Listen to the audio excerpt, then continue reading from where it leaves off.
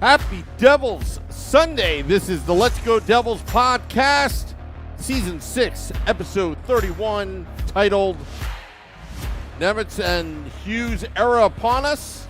Question mark. Streaming live on Facebook Live, YouTube Live, Twitter Live, and Twitch on the Let's Go Devils Network, coming to you live from the Primetime Radio Studios. Period. End of sentence. From the prompter, Sam. From the big mountain view. Seriously. And the high point of New Jersey. Exclamation point. I can't even talk now. Screw it. And Beverly Hills, We're all California. Yeah, we're all here. We're all here. By the way, Scotty, before we begin, I got to tell you, I watched that Michael J. Fox documentary on Apple TV. And when he first started out, coming from Canada, he found a place, a one-bedroom apartment with only $20 in his pocket, I guess, in Beverly Hills. Yeah. And it reminded me of $20 wouldn't get you very far over here. Maybe like 2 gallons of gas. That's about it. Yeah. But it reminded me of you. I was like, that's Scotty's apartment right there. It was beautiful. Beautiful. Same one. It's actually, that was Michael J. Fox's apartment that Scotty is now renting, just so everybody knows. Yeah. That's the inside secret. Behind the curtains right there. Wow. Behind the curtains, The rent's just gone up exponentially since then. Yeah. Yes. I need that rent is too damn high guy. What was his name? That guy that was running for mayor? That was his whole campaign, was the rent was too damn high. I loved showing that. I love showing that clip to my kids. That guy was great. He made a great gift. Just that was his only line. The rent is too damn high, and that was it. The rent is too damn high. That was it. And a lot of people, platform. A lot of people agreed That with was him. his whole platform. Yeah, I mean, how could you not? I agreed with him. I still do. Yeah. Maybe that's our segue to Damon. Your contract demands are too high. Yeah. A nice segue, Sam. Yeah. So long, Severson. It's been fun. We've appreciated your services as the longest tenured Devil, but it is time to move on to the wonderful state of Columbus, Ohio, or the city of Columbus, Ohio. Yeah, it's not surprising to see Severson go. I didn't think it was going to happen in a trade, sign and trade like it has. It's apparently only the second sign and trade in NHL history. That's what I read. I don't know if that's accurate, but that's what I read. I mean, dude, the fact that Fitzy even got anything out of this, he got a third rounder for Severson when he's basically a UFA within less than a month. It's pretty incredible, and he might try to do it again with Wood and Graves. But seeing Sevo go, it's kind of like bittersweet because I know he got a lot of crap, but you know I enjoyed Severson. And I thought that even though there were some blunders out there, and he did, score more goals on his own goalie than I think in anybody in league history has done in their own team.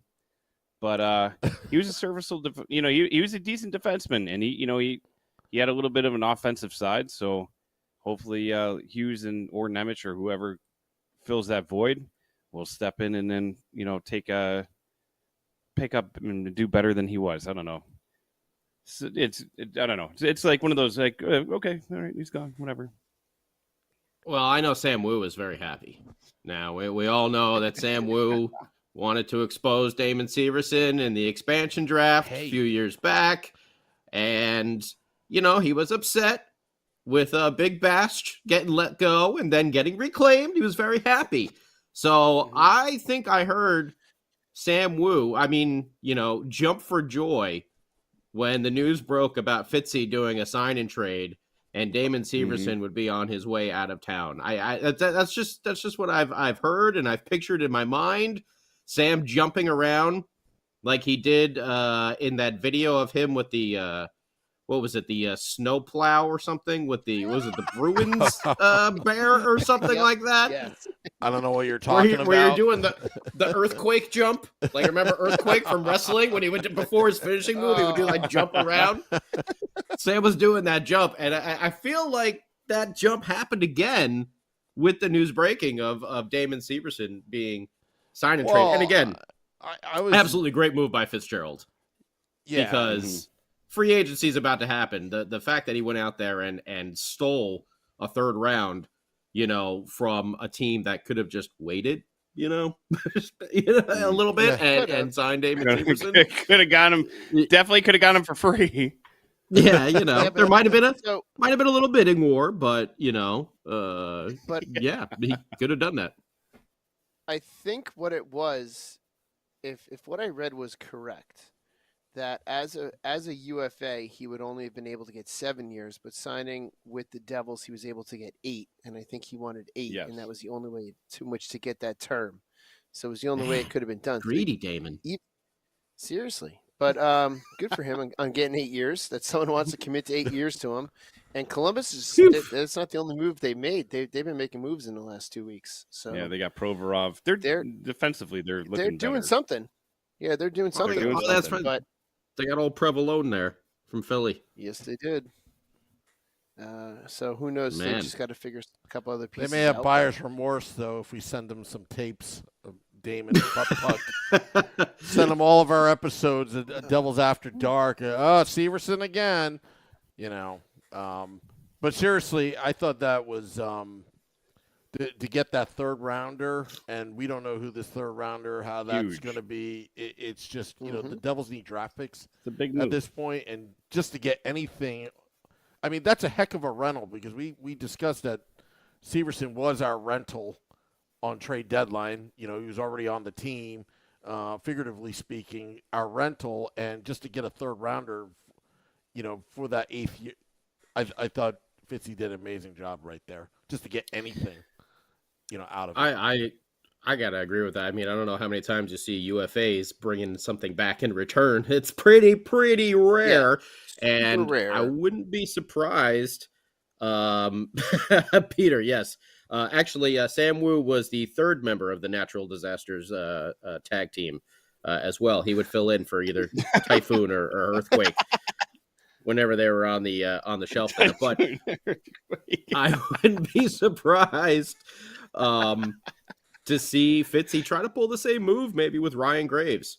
Miles Wood, I mean, from what I've read about Miles Wood, there hasn't been really any engagement in any sort of talks or anything like that. Nope. I do know that Ryan Graves, there have been, some discussions, but with the emergence of Kevin Ball, it's tough. I don't know where he would really fit in. It's going to take a number of block shots and penalty killing minutes. That's going to leave a lot of them open. But with Marino, Siegenthaler, and Dougie all signed up there, and then you got Ball, kind of penciled in. And then as the headline reads down there, Nemec and Hughes era upon us, ? I think that's you can just make that into a period, because Luke has arrived and he is not going anywhere. And Nemec is right behind him. And I think you're going to see those guys, on the team. If they really have any question about Nemec, maybe they do bring Graves back. But if I was Ryan Graves, I'd be looking for a longer-term deal as well. Well, I don't know about 8 years, but, I would think that he would want – oh, there you go. Corrected, Sam. Very, very, very nice. You called it audible. Yeah, Graves would be, someone that, maybe you can bring in for a year or two. But as someone who's going into his first UFA, I'm sure he's looking for something a little bit longer. And that's his right to do that, and I hope he gets it.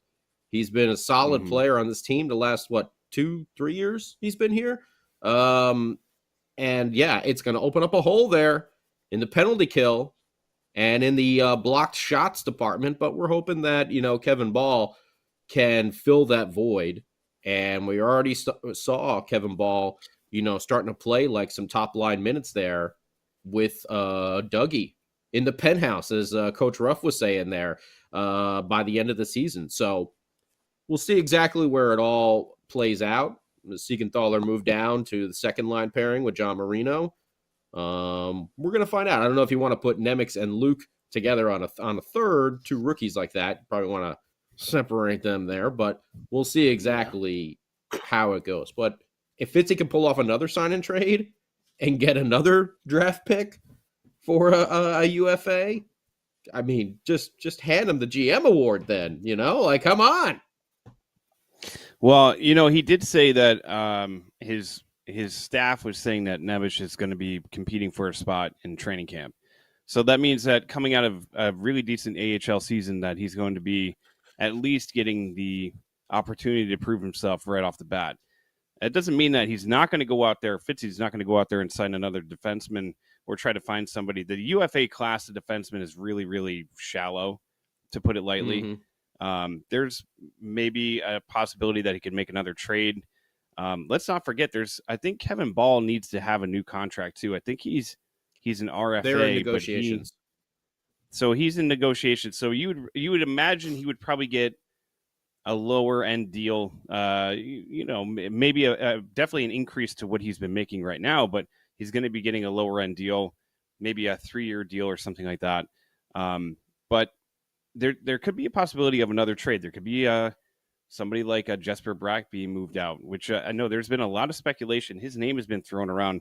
His name was thrown around recently in regards to Connor Hellebuck too. So whether any of that kind of holds any water, who knows? Because this is also the time of year where things start getting crazy, and you have to make sure that everything's verified before you go out there and start making claims. Like, you don't want to go on social media and say like, "Oh, it's confirmed," Jesper Bratt's being shopped around, because you don't actually know unless it comes from a major source.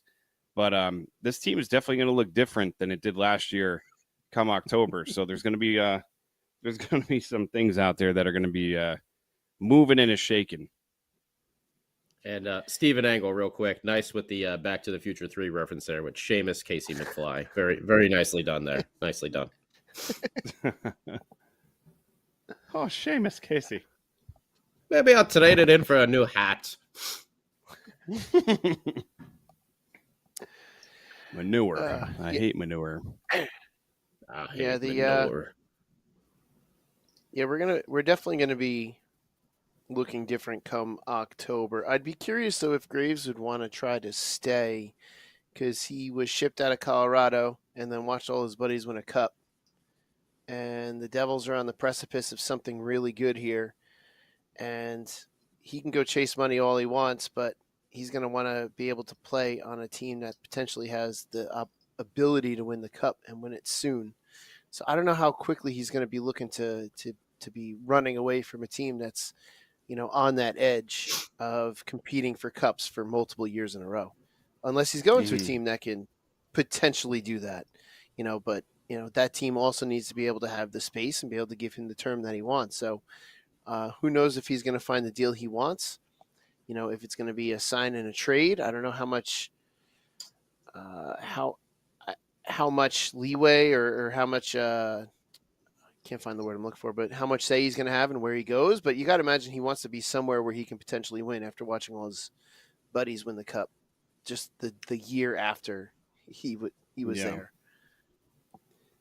I think one of the issues is going to, I was just going to say, I think one of the issues is going to be that old Luke is going to need a contract real soon. Mm-hmm. He's 2 years RFA, and you have so many other people, Bastian, Boquist, Bratt, McLeod, Timo, those last two there. I mean, Jesper and Timo, it's going to cost you a pretty penny. Sharangovich, what do they do with him? Eric Halla, I know, has been in negotiations with the team already. I don't know about Thomas Tatar. It looks like Miles Wood is taking a walk, and Nolan Foote is probably going to, stay in his place as that big power, bottom six type of guy. Mm-hmm. That's a thing. If you go for Graves, you may not want a 1 or 2 year deal. He may be looking for 4 to 6 years, and I don't know if you could lock him up with having Siegenthaler locked up that long, Marino's locked up that long. We know Dougie's locked up that long. So I think that's where it just kind of comes into play with Ryan Graves. And it's that is altogether possible, but it could also be one of those things. He signs for 2 years. The Devils win the cup in 2 years, and he can go sign somewhere else as a UFA for big money after winning a cup too. So, and that possibility is there. Plus, let's not forget the cap goes up in I think 2 seasons, which is going to be a big help, and that can lead to some creative math with some of these contracts that we have to do.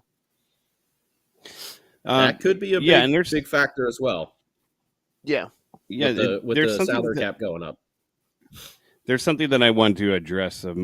Max, our good friend Max, said Taylor Hall, would we be willing to take him back? And the answer, for me at least, is an emphatic no. No. I don't think we need him on the team. I mean, yeah, he's a scoring winger. It'd be nice. It feels like Jack is more mature and maybe could handle having somebody with Taylor Hall's experience on his wing or something like that. But no, that ship has sailed, and we tried, and far off into the distance. Mm-hmm. Agreed. Tried, it didn't work. He didn't seem like he wanted to be here, and then he had nothing but terrible things to say about us afterwards. So, yep, let him go. Ship sailed. Done. Yeah. Mm-hmm. Taylor Hall. Nah, I don't think so. We got enough guys to try and figure out what we're gonna do here.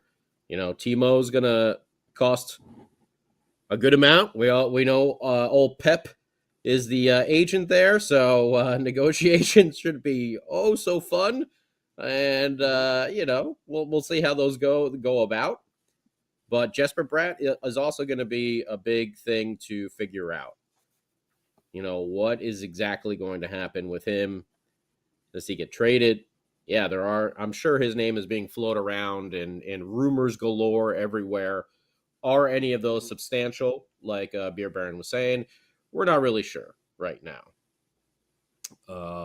But I could see how other teams would be very interested in him. Who wouldn't be interested in a guy who put up 70-plus points the past 2 years? So, he's entering his prime. It's not like he's on the back end of it or anything, You could definitely get a decent haul for Jesper Bratt, and I mean it depends on. I think, this is another thing that I was reading today, that it's not that the Devils don't want to bring him back. It's more of how long he wants to be here. I feel like somebody was saying that he wants a shorter bridge term deal, blah, blah, blah, with like a higher number. It all depends. Like, essentially what I'm trying to get to is if Fitzgerald can make it work, then yeah, no brainer. He's going to be here.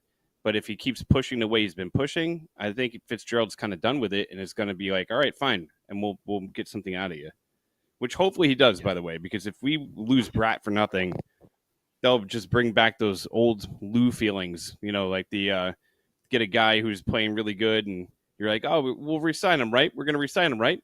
Oh, he's going to be UFA this year. We're going to get him again, right? And then he's gone for nothing. So hopefully they do something with Bratt that either get him signed up, get it locked up sooner than later, or trade him away because you don't want to lose him for nothing. You were here for the earlier part of the conversation when we discussed how Fitzgerald got a 3rd-round pick for a UFA, correct? Oh, for sure. I do not think Fitzgerald will let Bratt just walk away for nothing. We got a 3rd-round pick for a Damon Severson as a UFA. I have no doubt in my mind that if it cannot work with Bratt, would you do a Bratt Marner switch? Like, Bratt it would is cost an us RFA more too. So yeah, he's an RFA, but doesn't he hit? But doesn't he hit? They have until July 1st, and then he became. Oh, it's next year, okay. And then he can become him and Timo. Yeah, him and Timo, and both of those guys could do potential bridge deals until the cap goes up in 2 seasons. Like what's his name did in LA? Gavrikov did a 2-year bridge deal. That's essentially going to get him to that next bump in the salary cap, in which he can then go for more money.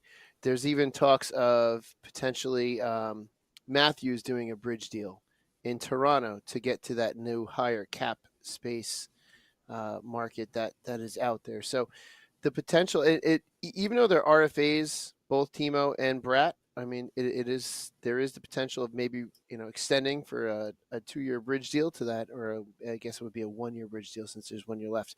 But kind of just doing a bridge deal until that cap space goes up, and then they can figure it out in the future and kind of let talks go on for the next 2 years and potentially get them to sign long term somewhere in between now and then. So that possibility is also out there for not only them but anyone else we have. Could be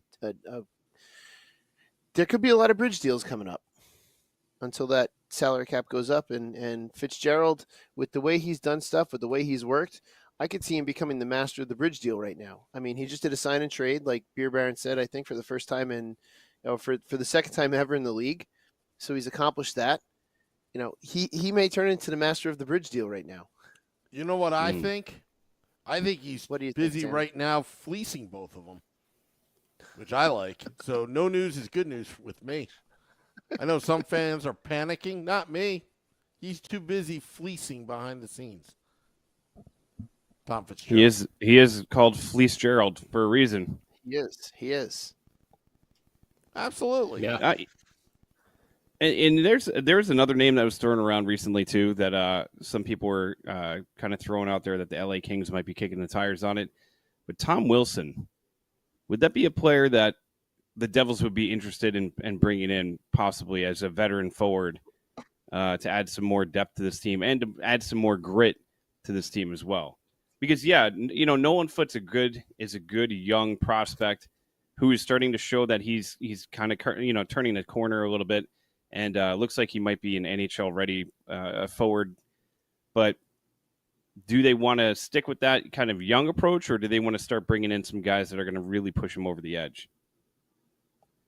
Beef, as Max just said. Beef. Is Tom Wilson really going to push you over to the edge, though? I'm not saying he's going to push you over the edge, but he's going to add another layer to the cake. You know what I mean? Who would he replace? Who would you say he replaces on this team? I would say Miles Wood, but that's what Nolan Miles Wood is here for. Or Sharon Go. Well, I don't know. Who knows? Just a name that I saw that I thought it was kind of just raised my eyebrows. It's definitely someone that he's.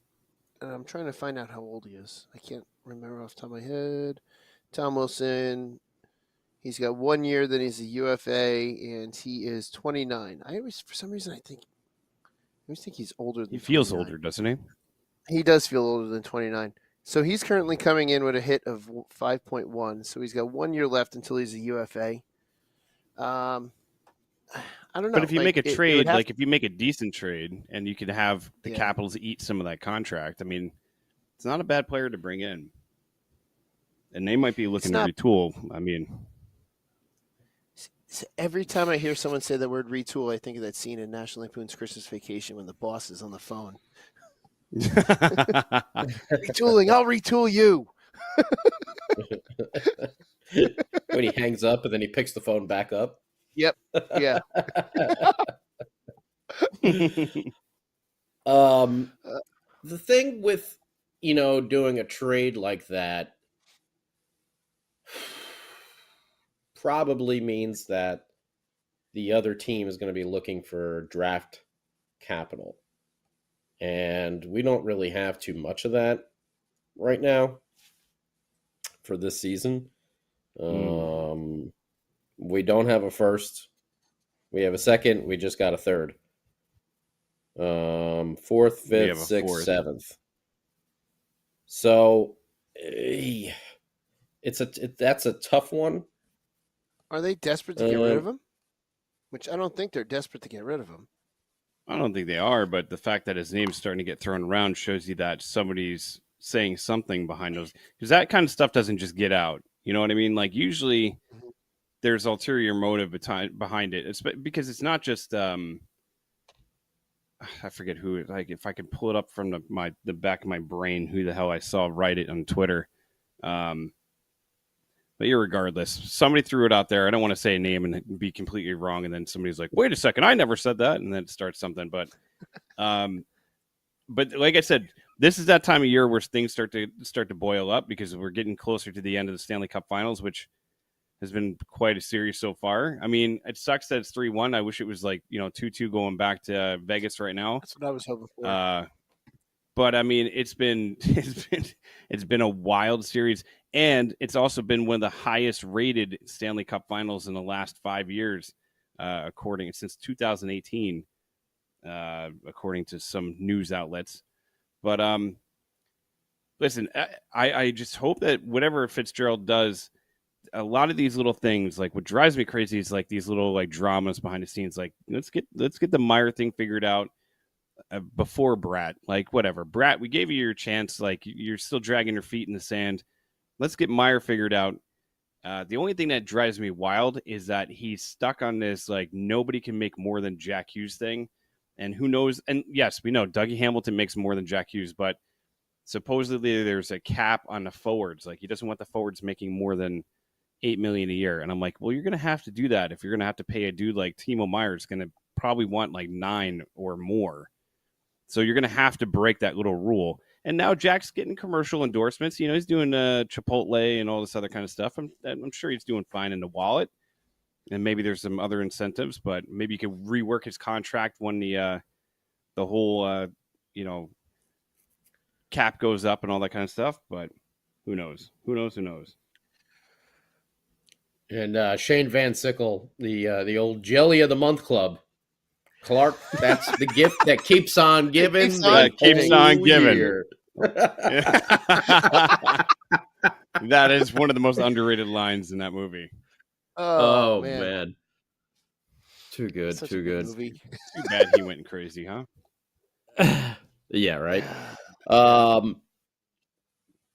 But yeah, I mean, there's going to be a lot of names like thrown out there.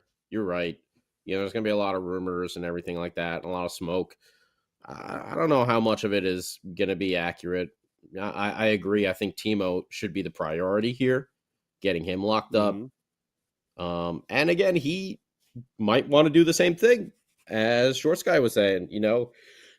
He may want to do a bridge deal and wait for a UFA next season, and hope that the cap has a significant increase.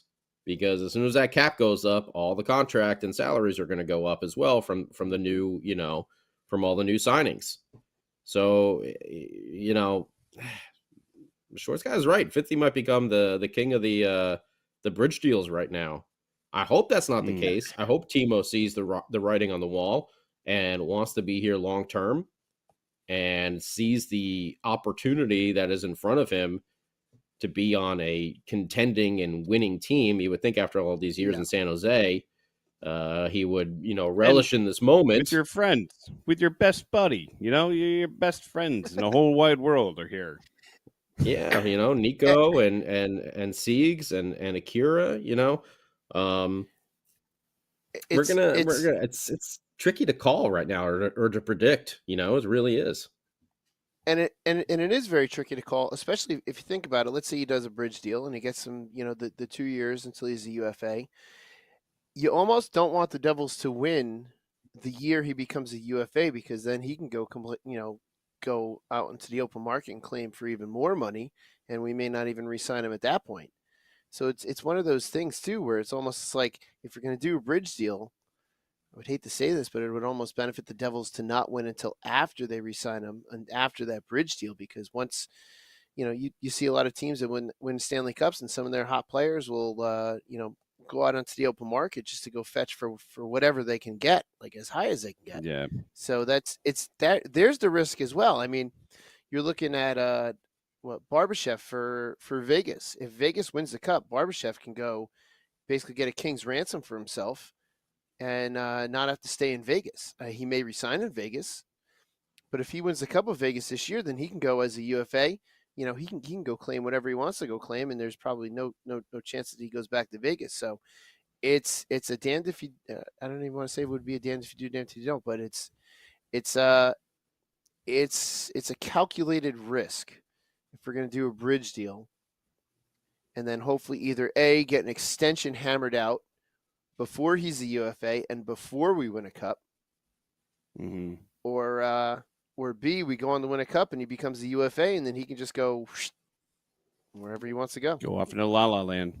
You know, it's wild. Yeah, pretty He's much. saying that you bring up such a good point because, like, I was thinking about all these contracts and it's like, oh, 5 years, 7 years, 8 years, blah, blah, blah. And I'm like, you think about the window that you have is so small. You know what I mean? Like the fact that the Devils went to, won 3 Stanley Cups in a 9-year span and going to 4 of them is a pretty damn incredible feat. Like nowadays, like teams, what Pittsburgh did for a while, like what Detroit was doing, like the modern era of sports it's crazy because you don't get that sustainable like winning. Chicago did it, but you just don't see it as often anymore. And it's like great because Only there's in parity soccer. in the league. Only in Yeah, soccer. yeah. Only You in, get, only like, in the parity top in the 5 league. leagues in Europe. That's about all. The only place you see a constant domination by one team, and those leagues also don't have salary caps too. So, but the That's parity, usually you're why, right, yeah. and that's why, yeah. I mean, the parody's great. Don't get me wrong. Like, I love it. I love the fact that, like, it could, when, another reason why I never liked the NBA is when it was like the Warriors and the Cavaliers every year in the championship.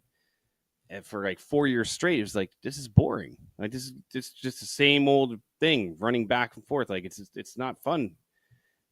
So yeah, parity is fantastic, but it also just means that your windows, like, you have to be able to hit everything perfectly within a certain time. And Fitzgerald, it seems like he's putting those pieces together, and it's like Jack is starting to come into his own. Nico's really coming to his own. Like the key pieces to this team are really starting to come together. So what does he really need to do to push it over the edge? Like you said, Wilson wasn't the guy that moves the needle. Well, who is? Who is the guy that is currently not on the roster that is within reason to bring into this team that would push this team over the edge? Because I don't know if I can name somebody like off the top of my head, but there's got to be. And would it be a defenseman or would it be a forward? Would you be, are you looking to add more scoring power? Like what's that thing that pushes the needle over? Well, Luke, yeah, but you're going to have the bumps and bruises along the way with Luke and with Nemec because, yeah, their era is here, but at the same time, like, yeah, they're rookies. Like, you're going to have those rookie mistakes. You saw it in the playoffs against Carolina. There's, in game 1, Luke goes off on a terrible line change and leaves, his defense partner high and dry out there, and it ends up being like, I think it was like 2-on-1, and it just cost him a goal. So there's going to be those growing pains. So Luke and Nemec, they're respectively, 19 years old each, 18, 19 years old. So they're gonna have some bumps and bruises along the way. So you need, who's that guy that's going to push us further into the second round, get into the third round? Who's going to get us into the Eastern Conference Final next year, or possibly the Stanley Cup Final? They set the bar really freaking high this year, really high. Regular season, damn high. So what's going to be the thing that's going to push them over? I think a full season of Timo Meier, would do wonders for this team. We've talked about it endlessly, about the team needing to be tougher, more beef and everything like that. Timo brought the beef in the playoffs. And you can see as he was getting more and more comfortable playing with this team, he started becoming more physical. We know about the goal scoring. He seemed to be lost a couple times, early in his tenure here. I know me and Sam Wu went over the insane penalties that he was taking, where he had his stick way the hell up in the air, to the rafters over there. We're like, what are you doing, Nico? Please set this guy down and tell him he's on a real team now. It's not the San Jose Sharks anymore, But as it went along, you can see that comfortability forming. And even when he wasn't scoring in the playoffs, he was still a difference maker. He was a factor every time he went out there with that physicality.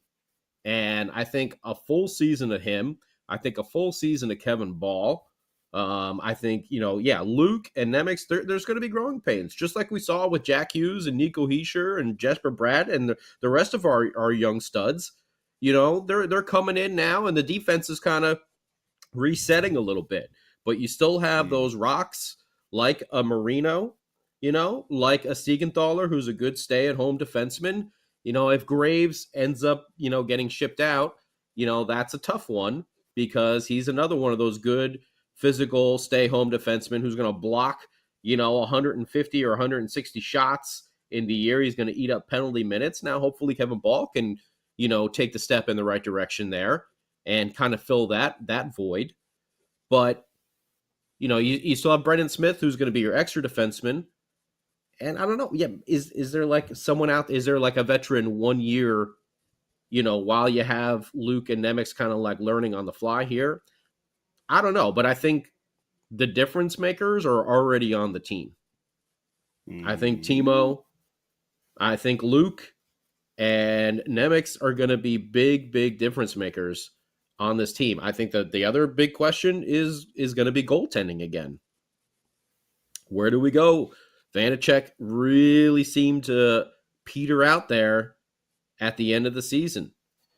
The lovely shirt that Shorts Guy is wearing right now, Akira Schmid was a savior for this team. But we also saw him, struggle a little bit here and there. But is he going to be a full year of him on the team? Him and Vanacek back and forth. I mean, I think Mackenzie Blackwood is kind of, boom, that ship has sailed. And I don't think he's going to be gone. Back. That boy I don't gone. think he's going to be back around. So Akira Schmid has stepped up. Now, we saw the news as well as Nico Dawes being hurt and out for an extended period of time. So that's going to have to wait. And a lot of people are starting to talk about Hellebuck. I know I was talking about Hellebuck last season, but that was before, we had Vanacek and we had Akira Schmid all of a sudden start to come into his own. If Akira Schmid is going to be that true number one, there's another difference maker right there. So I don't know if this team really needs to go out and look for someone like a Timo Meier, because we have Timo. That was the difference maker to put us over the edge. Now you give Timo an actual training camp and a full, more of a rapport with the rest of his teammates. I think you're going to come in and you're going to see a much different player, throughout this whole season. I mean, don't forget, coming from San Jose over to New Jersey, that's a huge difference. San Jose is down in the dumps, terrible team, and you come over to Jersey where you have all these young kids. They are flying out there. The speed and the style of game, Lindy Ruff's, play and his game plan is different, and you got to get used to that. It always takes a minute or two, for guys when they do get picked up there, on kind of like at trade deadline, but for them to get their feet underneath them with a new team. You give him a full training camp and this time to bond with his teammates, I think that's going to be that difference maker. And getting Luke and Nemec up and going, who knows? Maybe something will happen with Riley Walsh. He's a guy that's been kind of like stuck at that AHL level for quite some time. Who's that Russian kid as well? I mean, Holtz is still down there too. Don't forget about that monster shot. If he can learn how to skate a little bit faster. Yeah, seriously. but maybe he plays a la the way Taylor Hall did with the Bruins. And I'm not comparing the two. I'm just saying, scoring wise, Taylor Hall was on the third line most of the time with Boston. What if Alexander Holtz finds his way, maybe with a Halla and a foot or something like that? What if we see him down on the third line, not in the top six? That could be another difference maker right there. It's going to be hard for anyone like Holtz to crack the top six that we have. And going back to what you were saying about Timo was also, not only does he have to get used to this new team, he's got to get used to being on a team where he doesn't have to do everything. Yes. When he was in San Jose, that's a really good point. Woo! We got a lot. We got a Thank you. Nice. Thank you. Thank you, Max. Yeah, Timo had to be the guy in San Jose and do everything, and the whole weight of the world was on his shoulders. He had to come here and unlearn being that guy and to learn how to be with players who were at his level, not only at his level, but also having guys that he can rely on, of which he didn't have to do everything. So he could actually, I don't want to say relax a little bit, but he was going to have to change his play and his mindset to where he could rely on the players he was skating with and the guys that For were on the line Jet before him Wu. and after him. So that was another adjustment that he was going to have to come in, which could potentially, account for some of those real bum ass or the bum penalties he was taking. Almost Grant Marshall the podcast there. That could almost that could almost account for those penalties he was taking, because he was so used to having to do everything, and now all of a sudden he didn't have to do everything. So that's an adjustment too. So you're right, Scotty. Him with the full training camp could be completely different for this team and for him. But you brought up what I was going to bring up. I just think goaltending is still a question mark. I know that Vanacek did very well in the regular season, but this is the second time in his career where he got into the playoffs and he lost his spot in the playoffs. He did it with Washington as well. He lost his spot as a starter with Washington, and he never saw the net again. He saw the net again, in round 2. But then we went right back to Akira. Now, is Akira the guy? Well, we won't know. We're going to need a full season of Akira as the potential starter. But Vanacek is making that starter money right now, even though it's a pretty low-paying contract. It's a very friendly contract for the Devils. Do they go out and do they try to acquire someone like a Hellebuck? But if they acquire a Hellebuck, then you can say that Akira is not going to see much ice time going forward. And then you're he will, just in Winnipeg.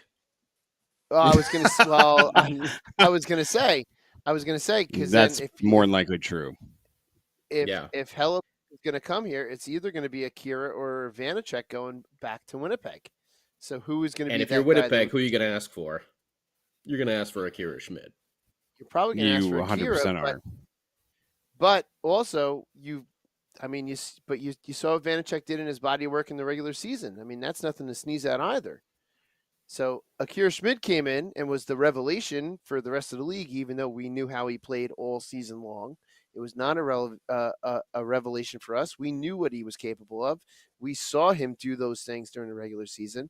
It's just no one was paying attention to us but us. In the playoffs, he really made a name for himself. So probably he would be the guy, but he's also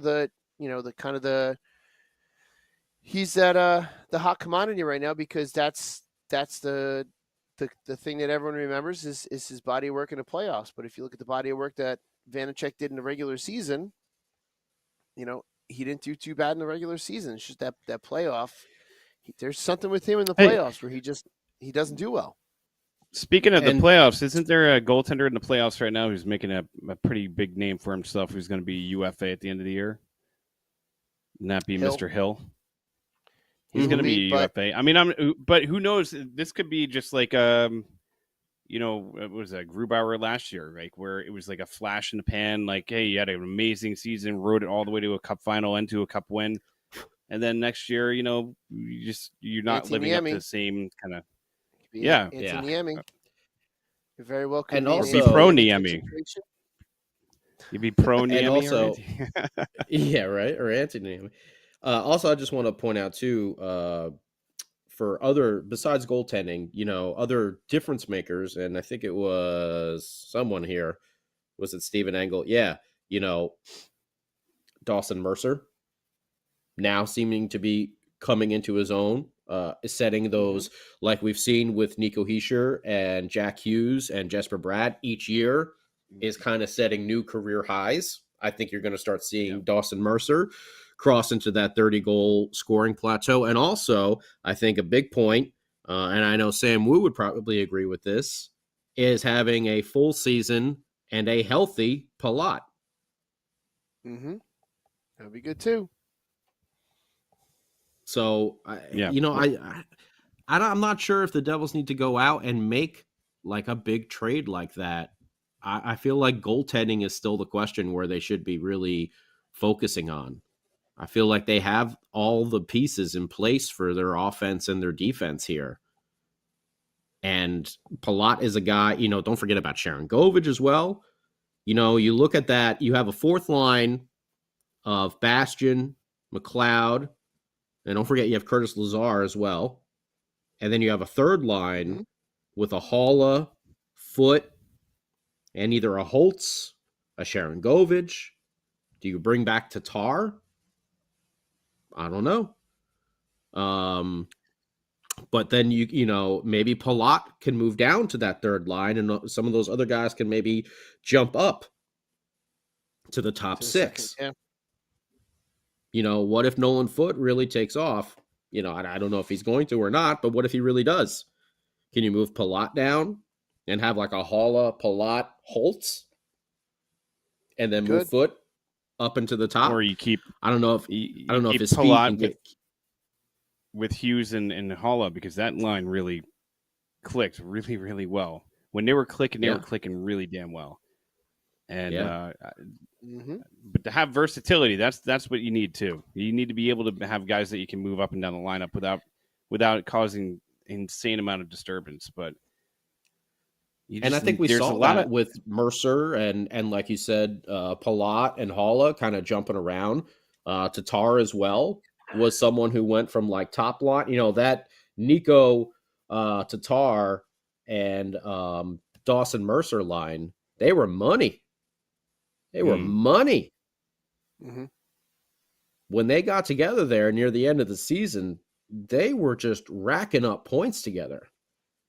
If I'm not mistaken, when that line was together, that's when Dawson went on that Sam Wu. How many games was it that he had that scoring streak? I can't even remember now. About 9 or 10. Yeah. Yeah. They were on fire. And of course, we should say this, knock on wood, injuries always play a big part in these things too. Hopefully the team can stay, healthy. But like we saw with Palat, he was gone for a good portion of the season. Yep. Yeah, but as a difference maker, I feel like a lot of that is in place with this team right now. And the big question is still goaltending. Yeah. Can Vanacek make it through a full playoff season? Goaltending. Playoff goaltending. Regular season Good goaltending. point. Regular season goaltending we had it in spades. Playoff goaltending, that's another story. We saw Akira have it, but we ran into troubles against Carolina. But then again, going in as a rookie, Brodeur lost in the Eastern Conference Finals as a rookie and then wound up winning the Cup the next year.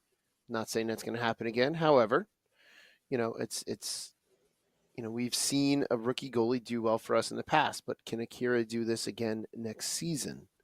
That, I think, is the question. Is Akira going to be this type of goaltender next season? And he was great all season. Let's not forget, he was great all during the regular season, and he went into really crap situations and pulled us to a point or two at times from those real crap situations that he went into. So he has that ability. He has that ability to be a really money goaltender. Can he take it to that next level and seize that net and say that this is mine, and then become that next starter that we've been hoping for and looking for since Brodeur? Can he do that? And does Vanacek, wind up getting relegated to the backup, or do they do a 1A, 1B, whatever that you want to call that crap? And then they're just going to have to make a decision come playoff time. Which, the old platoon, which unfortunately, and it might benefit Vanacek and keep him fresher. It could. It very well could. But again, he's shown twice in two different playoff series with two different teams that he doesn't have it in the playoffs, which could potentially be a mental thing. It could be a mental thing which you can work through. It could potentially be something to where the mindset's just not there. Maybe he gets nervous. He doesn't play his game and this and that, because we saw him play all last season. He played very well.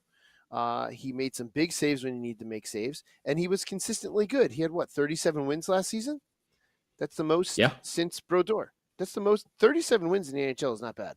It's more than I have.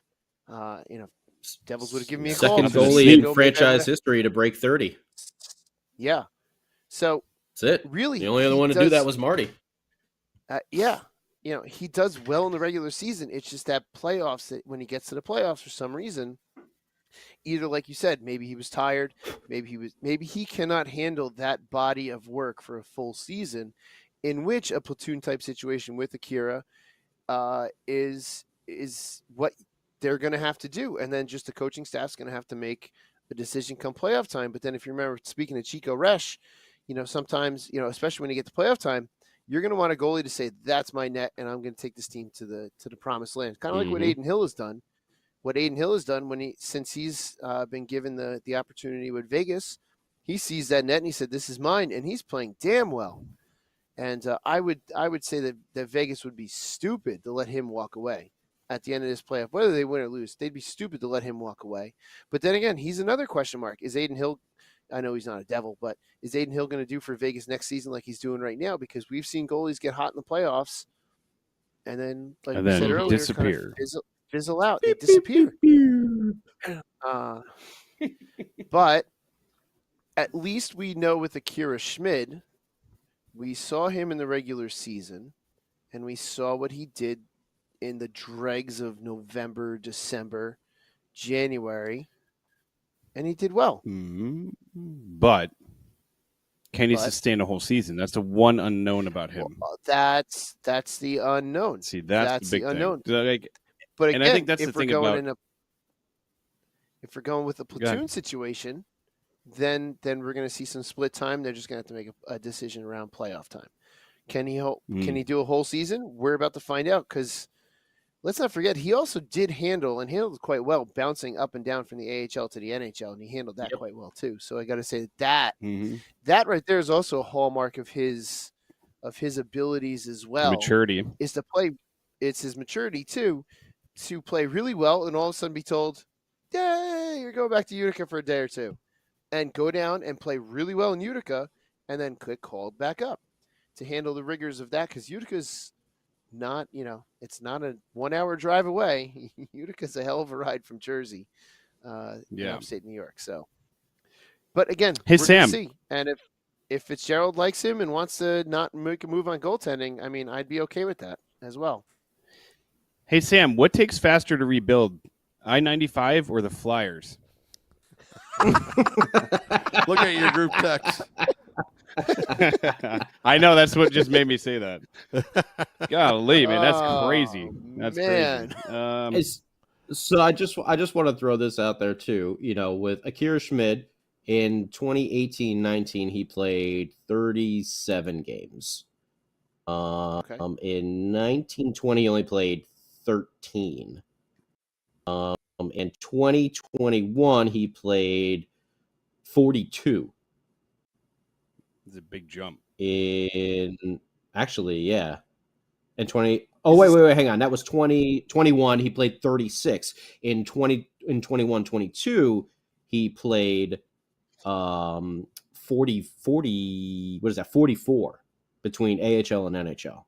Okay. And then last year he played. What's 18 plus 23? What is that? 41? 41. And then 9 games 41. In the playoffs. Yeah. So he has played 50. A number of games. He's been increasing. The past. Yeah. The past few years, he has been increasing.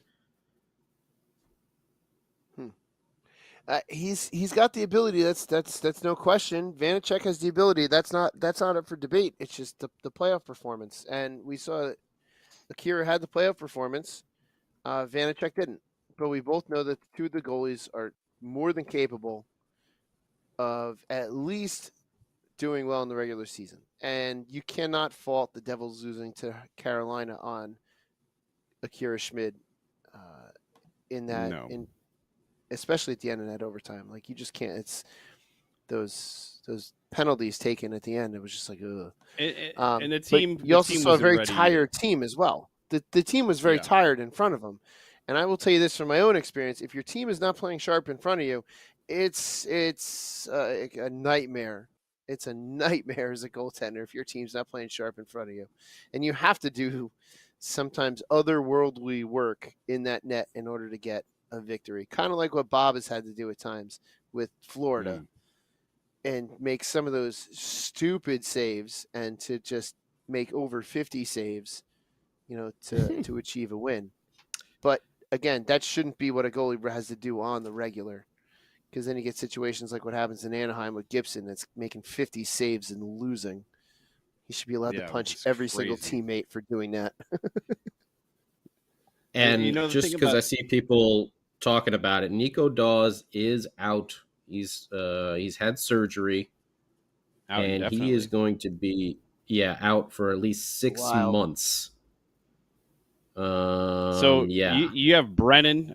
I believe his first name is Tyler. Brennan? Hip surgery. We've Seen that. we've heard that story before. Oof.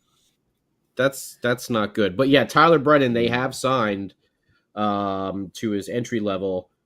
In April, the 19-year-old will surely start his pro career with the Comets come this year. Okay. Yeah. But who's going to be the backup tandem down in the AHL? Assuming that they might. I'm available. They'll bring in Shorts guy. They'll bring 41-year-old Shorts guy. He'll do Hey, at just least fine. my Scott Wedgwood available. Where's Scott Wedgwood? Someone give Wedgwood a call. Scott Wedgwood is playing, pretty comfortably on Dallas right now, backing up Ottinger. So I don't think he's going to take a backup to Ottinger to go play in Utica, in the New York AHL from Dallas. Yeah. Bernier is going to be UFA or is a UFA, so he's going to be gone. So he's going to be off the books. Yeah. That's another thing too. There's a couple things coming off the books. The Corey Schneider buyout is going to be off the books. Bernier is going to be off the books. There was another contract buyout thing. I know Kovalchuk will be off the books next year, which is still a freaking joke.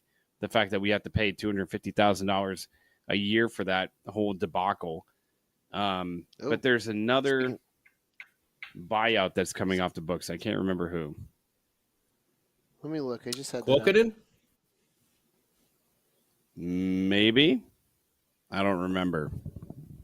I just know that Schneider's coming off the books, and he was like $2.5 million or something like that. Let's see. Yeah, Corey Schneider and Yanni Kuokkanen. Kuokkanen. He's only $325. So it's and we still have only 2 more years. This year and next year, and then finally 1,000. no more Kovalchuk. No more Koval curse. Koval curse. Koval And Steven, curse. white men can't jump. That's where that line is from. There's no view. But speaking of movies, really quickly, flipping through the channels the other night, My Cousin Vinny came on. It's one of those movies, I don't care it could be in the middle of Thanksgiving dinner. If Goodfellas comes on, or My Cousin Vinny, or any of those kinds of movies, I will just sit down and watch the entire thing. My wife was like, "Can we please watch something else?" And I was like, "No, dude, it's My Cousin Vinny. I'm not changing the channel." This is right to the part where he starts figuring out how to be a real lawyer. This is the best part of the whole movie. I just never seen a grip before. That's all. Oh, you were serious about that? I love that part. I love the part they look at the menu and it just says breakfast, lunch, dinner, and he's like, I think I'll go with breakfast. Such a great movie. Such a great movie. Oh God. Anyways, yeah. Anyways, Man. Not to take us off. But yeah, I mean, I think that goaltending is going to be big. What we're going to see with Brennan, Akira Schmid, Vanacek. Now there's no, I think Mackenzie Blackwood is going to get shipped out. If he sticks around, I think that's going to cause issues. In my mind, just having the 3 goaltenders that, I think that's going to cause issues. But do you think that the Dawes thing now opens up the opportunity to be like, hey, Blackwood, you want to go play for the Utica and hang out? Do you think that is a possibility, or because I mean, he would have to be re-signed, right? And wouldn't he have to be re-signed on a 2-way deal? I guess so. Yeah, because he is an RF. He'll be a backup. He'll be a backup in Edmonton or something. He's an RFA. He's 26. It would have to be a 2-way deal. They would have to sign him to a 2-way deal to where they can send him down there, which could either. Yeah, because he's not on his entry level contract anymore. Yeah. Okay. Yeah. Got to put the GM hat on there and figure that out. Yeah, if you're Blackwood, do you want to do that? Probably not, because you want to play in the NHL. Can you be potentially convinced that getting more playing time in the AHL could potentially get you in better shape in order to really earn that long-term contract and show that you can make it through a season without injury and get a higher payday? Possibly. Probably well, unlikely. Let me pause you there, because here's a scenario, because you just saying that brings up a decent scenario. So Blackwood coming off of injury-riddled seasons back to back years. Let's say he goes to become a UFA and he does not get a whiff of anybody. Doesn't even get He's like RFA. a call to go in. Well, he's RFA, so it doesn't matter. I thought he was a UFA at the end of the year, or he's a UFA. This RFA UFA thing is like screwing me up. I think he's an RFA. So, I think he's UFA after this. They got to sign him again. Would you like it in shapes and colors? Would that help you out? So much so, you have no idea. Oh, the green. If they're in the green quadrant, okay, I get that. Do you want it painted or magic marker or colored pencil? Finger Which painting. one do you want? Finger painting. Finger painting. Don't you dare throw the finger painting at me, Mr. History Man. Listen. No, whatever, dude. Like, if you approach him with the fact that like you don't have a choice, like you can do this, or you could just, or you're going to be in the press box the entire year, because they're gonna try to trade him. But what are they really going to get for him? Is he another potential? Is he another potential sign and trade? For who? Who the hell is going to be like, yeah, that dude, that injured guy you got that can't stop the puck anymore? That guy. Edmonton. We want him. Edmonton. Edmonton needs anyone. Yeah. Edmonton. Arizona. You want to know what? They'll take anybody. Another team. Yeah, but you know what though? Another team that's willing to take anybody in goaltending because they can never get it right is Toronto. Like that, I always said he would end up in Toronto. They took Matt Murray, who then who then went on to get injured, even though he was injury riddled. He got injured and was out. And then they had Samsonov, who also got injured. And then they had what's his name going towards the end there, after they were all chanting "We want Florida" or whatever, and then they had a parade for winning one round. So Toronto could be another great landing spot for an injury-prone goalie, because they have no money otherwise to spend on a good goaltender, because they've thrown all of their money at like 3 players, both teams, Edmonton and Toronto. Mm-hmm. But Calgary also has to figure out what they're going to do with Markstrom. So they could potentially be looking for a replacement for Markstrom if they don't want to keep him too. So Anaheim, because I got to say Gibson wants to get the hell out of Anaheim. So could Anaheim be a trade destination for him? Anaheim could potentially be there, because I don't think Gibson might be. I think Gibson is a UFA. And I can't imagine that. I'll let you know right now. Double check that right now. Pulled that up. I'm looking for Anaheim Ducks. Because the UFA list is Gibson. No, he's still got 4 years left on his contract, but he could demand a trade. So Gibson could darn well demand a trade out of Anaheim with the way that they played in front of him this year. Who knows? Your UFA market of goaltenders. Good. I was just going to say, hey, what? Max, the last time Max we got fleeced in the deal, Jonathan Bernier and Corey Crawford before that. Yeah. So it hasn't been too long. Yeah. So Jonathan Quick, Pittsburgh Varlamov, needs a goalie. Bishop, Anderson. Yeah. Bernier, Talbot, Jari, Kudobin. These are all the UFA. Reimer, Anderson's Smith, the only Aiden Hill. Anderson's. Corey Schneider, you want to take a run at that? Halak. Oh, I didn't realize Halak was a UFA. Corpusalo, Grice. Which is crazy, is there's like some pretty big name, like goaltending big names on here, right? Yeah, but not current. Alex Lyon.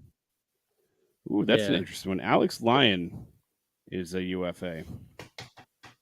Yeah, but he did well at the end, a shining light at the end for Florida. And then as soon as he didn't do well in the playoffs, Bob went in. Bob played like Bob. and he took that spot. Oh, The only Alex Lyon really, is 30 years old. yeah, he's a journeyman. Hmm.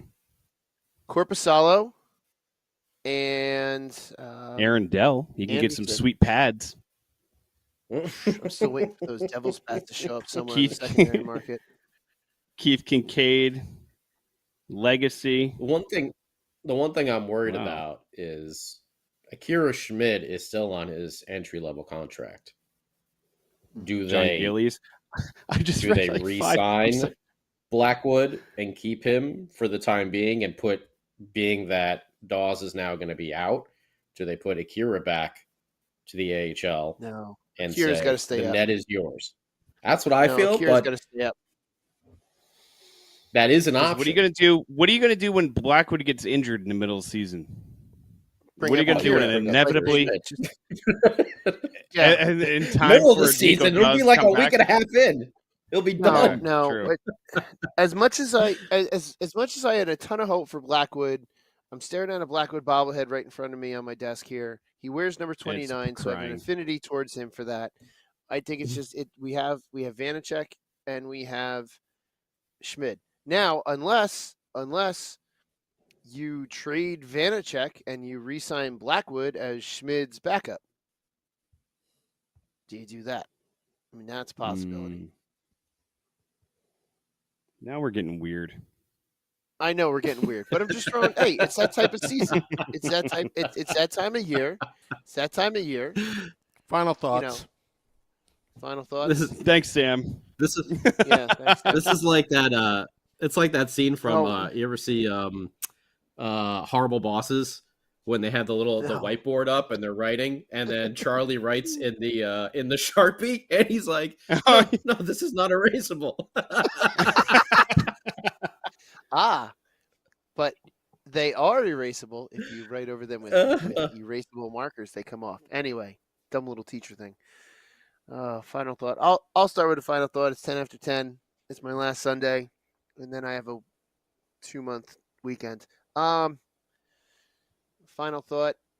It's just going to get weirder with this podcast because we're going into the off season, especially after the draft. Yeah. It's going to get weirder and weirder. So just be prepared Start to ripping our everyone out tarps there. off. Yep. And I'm going to go to non-Devils point for my final thought. Right now, I think it's inevitable who is going to win the playoff pool for the Primetime Radio Network Stanley Cup playoff pool, and it is an idiot. Coming up in second place is a finger painter, unless Sam's pick does well and they go to Game 7. The scenario is this: Vegas wins, Beer Baron and Sammy are going to tie, and I got to figure out a tiebreaker. Unless Vegas wins in 7, then I think Sammy beats Beer Baron outright. Damn. But how are you? So you've already won? I think so, yeah, according to what I've got here. But if Florida miraculously makes a comeback and wins like they did in the first series, does that put me ahead of you? No. You have that big of a lead? I think so, according to this, yep. I thought it was a 3-point lead.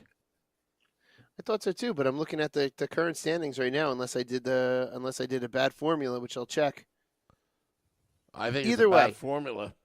Might be, but either way, I should not be in a lead at all for this because there are very smart individuals in this grouping, and there's no way I should be in the lead. I think we need a recount. That's fine. We can have a recount. Recount it. I'll go for my final thought. I'll just say this much: it's been exciting to watch these Stanley Cup playoffs, as always, every year. One thing that I absolutely love out of the TNT broadcast is how much of a fan Charles Barkley is of the NHL and how he openly says it all the time. And I watched a clip the other day yesterday, actually, that made me so happy, where he's like just talking about how much he loves the NHL, and the reason why is that all they want to do is win. In the NHL, all they want to do is win. They don't worry about load management. They don't worry about building super teams. They just want to win the cup. And having somebody who is a major person in another league say something like that about the NHL. Hopefully, we get more eyes onto the NHL because this has been a fun ride this year. Matthew Tkachuk has really become the darling of the playoffs for the NHL, which, in my opinion, if the Devils would have went into the Stanley Cup Finals, Jack Hughes would have been the poster boy. He would have hated every second of it, but he would have been the poster boy of ESPN, and everybody would have been adoring him as much as they are with Matthew Tkachuk. But either way, next year that's what's going to happen. So when the Devils make their run, you'll see Jackie Boy out there, everybody kissing the rings and being nice to him, and it'll be fun to watch. But enjoy the rest of the Stanley Cup playoffs, boys, because we're fastly approaching July 1st, and then the fun off season begins. Mm-hmm. My final thought will be a little counter to what Beer Baron just said there. When you have a player like a Matthew Tkachuk who is constantly out there making a point to run people, well, the Grim Reaper is following. And you know what? It caught up with him. And now Tkachuk, who is always out there trying to cause everything and lay these big hits, guess what? He got laid the Grant Marshall out. I'm not gonna, yes, he did. Nice. Not gonna grant the podcast here. And you know what? He's hurt. Yep. And his shoulder looks like it's falling off right now. Would he have been lined up like that if he didn't go after Eichel the game prior? Who's to say? Nope. Maybe yes, maybe not. But I'm going to lean towards no. Yep. So sometimes you got to be a little smarter with those things. And just remember, writing those checks, sometimes the body can't cash. It's going to come back to haunt you. For that. Sometimes it's going to come back to haunt you in the most pivotal points of the season. So how are you not giving a shout out to somebody, a fallen soldier, by the way? I'm very surprised at you. What's that? I was waiting for a wrestling something in the wrestling world that major happened, and I was like, oh, maybe Scotty. Oh, with the Iron Sheik? I was going to say something. Yeah, I was going to say something, but I was like, I'll let Scotty have that one. Oh, well, I actually was thinking about the Tkachuk thing a lot. Just the fact that Vegas was gunning for him, 100%. So you're right on that. Sure. We all wanted him, on the team, but did maybe we get something a little better with Timo Meier? We're gonna have to wait and see. Mm-hmm. We're gonna have to wait and see. But wasn't it a That's clean my final hit? thought. Was that a clean hit on Eichel, you think? I thought it was. On Eichel, yeah. Yeah. But you go after a star player, there's going to be retribution, especially someone who's had or Eichels can get big neck problems. He got shot. Like he got a puck shot right into his head too last game too. Eichel's been getting beaten up. Yeah. Oh, when Tkachuk got laid out, I was thinking of that scene in Friday. Remember Smokey? You got knocked. You got knocked the Grant Marshall out. Knocked the Grant Marshall out. Yeah. See, I watched That's movies. Scotty just started something. In fact, if Sam could get a little picture of Grant's face, like if we ever do curse, bleep it out and he put his little face over our mouth. Yeah. Yeah, right? Nice. Very nicely done. You can get the Grant Marshall out of here. Yeah. Grant Marshall yourself. By the way. Yeah, actually, happy belated birthday to Grant Marshall. His birthday was on June 9th. Hey. When the Devils won the Happy Grant Marshall birthday, Grant Marshall. Devils won the Cup in 2003, 20-year anniversary just passed. So happy birthday to Grant Marshall. My final thought, something about the playoffs I love, and it's, alluding to the whole Charles Happy Barkley. birthday, Stephen. Charles Barkley comment. At the end of the game, like especially Game 4, everybody wanted it, and Tkachuk almost had that goal, that game-tying goal at the end. 30 more seconds. I just 30 more love seconds, they tie it up. the scrum and just everybody giving 130%, wanting it so badly. And that's what makes hockey so great is just that moment, the scrum, everyone's fighting for an inch. Even Kachuk out there, still going, putting it all out in the line out there. And then the scrum. Yeah, just because, you got to play another game. And, they almost got it past Aiden Hill, but, the two saves that turned out to be, with He didn't 0 even seconds. mean to make those saves. But He didn't even mean to make those saves. But at that moment, he didn't know, and he did make those saves. Oh, I know. And, I know. And I've been there before. That's what makes hockey the greatest sport on earth. So I just want to put that out there because normally once the Devils are done in the playoffs, I'm kind of like not really watching. But this time around, it's been some pretty exciting hockey that both teams are putting out. But all right, so just one thing to plug. We'll be at Enzo's in Hackettstown, New Jersey, off of Route 57 for the draft party on June 28th, starting at 6:30 p.m., even though the Devils currently don't have a draft pick. Doesn't matter. Just hang out. Hang out with us. Yes.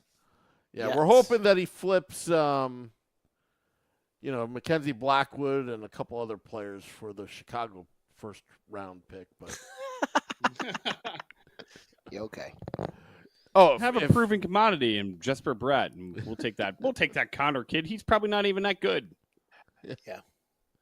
Yeah, we'll add in the negotiating rights for Miles Wood as well on top of it.